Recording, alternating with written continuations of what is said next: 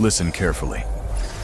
What you're about to hear was classified for 4 centuries, hidden in quantum encrypted vaults on Europa Station, deleted from every database, erased from history itself. But some things refuse to stay buried. I am broadcasting this from a place between places, a ship that exists in the space between seconds.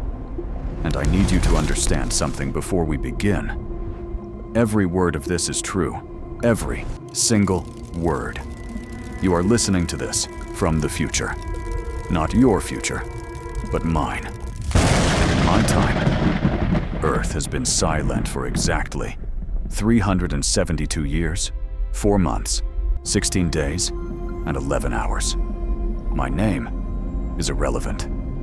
You may call me the Traveler, though that's not what I called myself before I became this, before I learned the truth about the silence. I was Dr. Marcus Chen, lead investigator for the Soul Recovery Initiative. I had a wife on Mars, 2 children on Ganymede Station. Had. Past tense is all I have now. October 15th, 2038. I remember that morning perfectly. Coffee tasted burnt, as always, on Teton Station. The recycled air smelled like rust and ozone. My daughter called from Ganymede, complaining about her physics homework. 17 minutes later, Earth went dark. Not literally dark. The lights still burned. The cities still glowed. The orbital stations reported normal power readings. But every communication channel, every quantum entangled particle, every single connection to 8 billion souls stopped. The panic was indescribable. Mars Command launched 37 simultaneous missions. Europa sent their entire fleet. The Belt Colonies. Even they put aside their rebellion. We all thought the same thing. Nuclear war. Biological weapon. Asteroid we somehow missed. We were all wrong. I led the 7th wave. My team. 12 of the brightest minds in the solar system. Xenobiologists, quantum physicists, neural architects. 1 poet. Because someone at command thought we might need someone who understood the human soul. She was the only one who survived with her mind intact. When we breached Earth's orbit, everything appeared normal. Traffic patterns in Beijing, pedestrians in New York, farmers in Kenya harvesting their crops.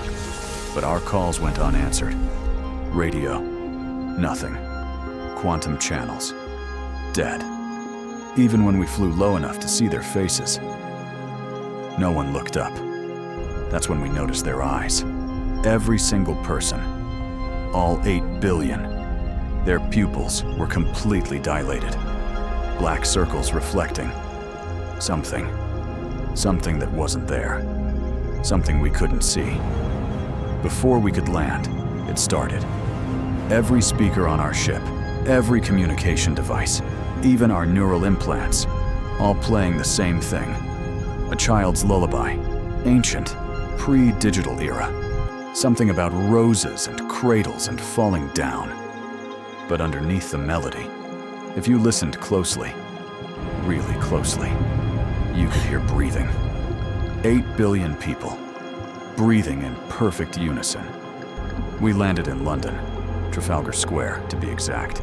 Thousands of people around us, walking, working, living their lives.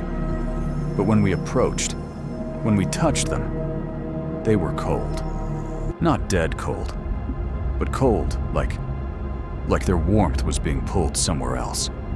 Dr. Martinez tried to communicate through neural interface.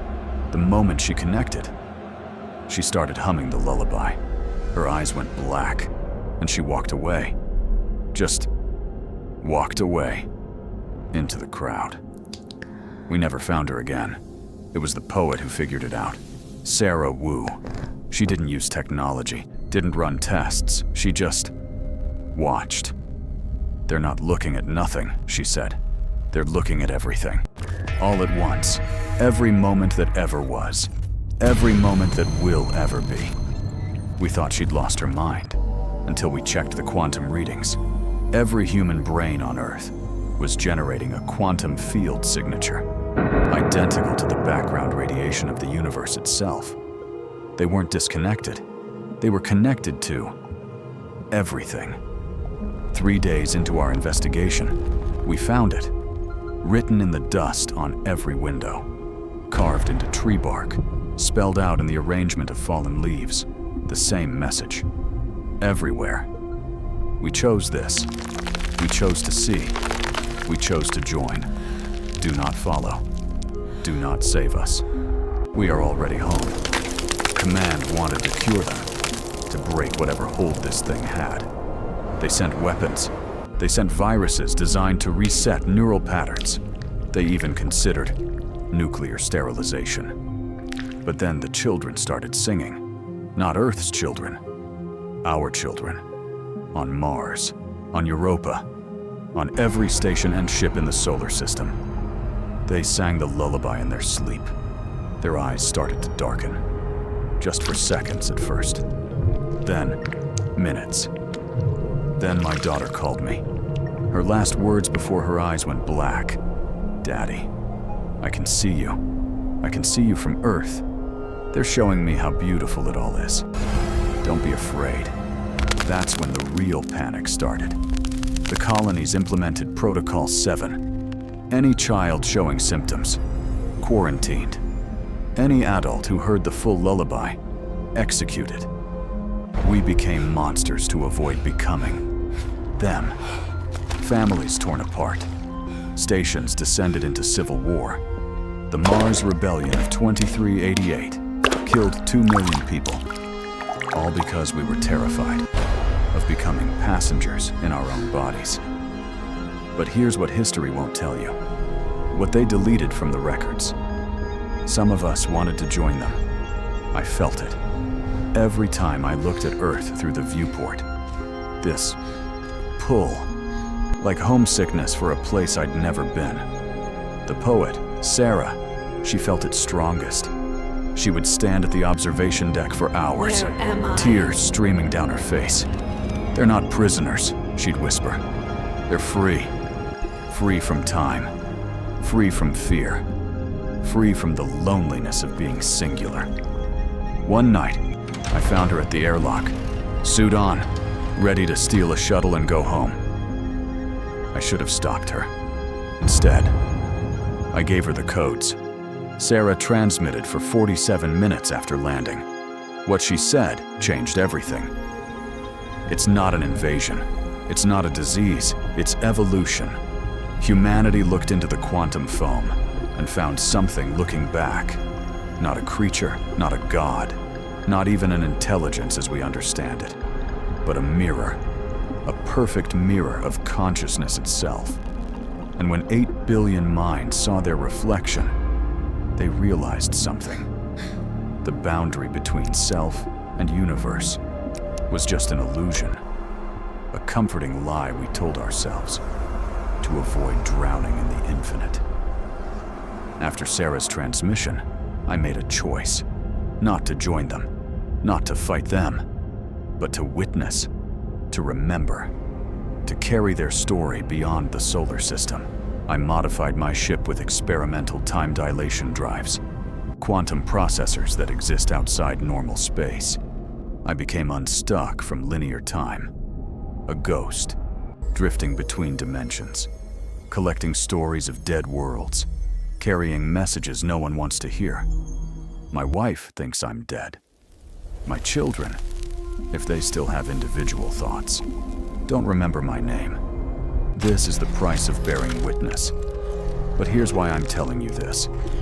You, listening in your time. Your safe, singular time. The lullaby never stopped. It's still broadcasting, growing stronger, reaching further. 3 colonies in Alpha Centauri went silent last year. The Tau Ceti expedition. They sent one message. We can see Earth from here.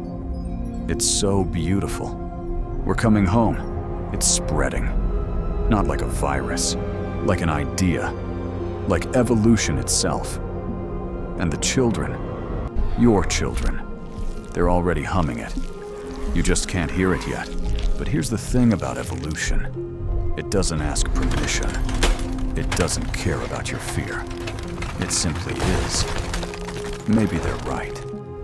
Maybe the 8 billion souls on Earth aren't lost. Maybe we're the ones who are lost, clinging to our singular selves while they found something greater. Or maybe that's just what it wants us to think. I'll leave you with this. Last week, I picked up a transmission. Weak, distorted, but unmistakably from Earth. It wasn't the lullaby. It was voices. 8 billion voices speaking as one. We are the dawn. You are the dusk. Both are necessary. Both are beautiful. But only one is eternal. When you're ready, truly ready, the lullaby will find you, and you'll finally understand. You were never alone. You were never separate. You were always home. 372 years of silence, and I'm starting to think, maybe they're not the ones who are silent. Maybe we just forgot how to listen. Until next time, fellow traveler, if there is a next time, keep your eyes on the stars, but never forget, sometimes when you stare into the infinite stares back, and sometimes it smiles. A child's voice, barely audible, ring around the rosy. Transmission ends. Subscribe to the channel. I am the real Open one. your eyes. The world is not as you imagine.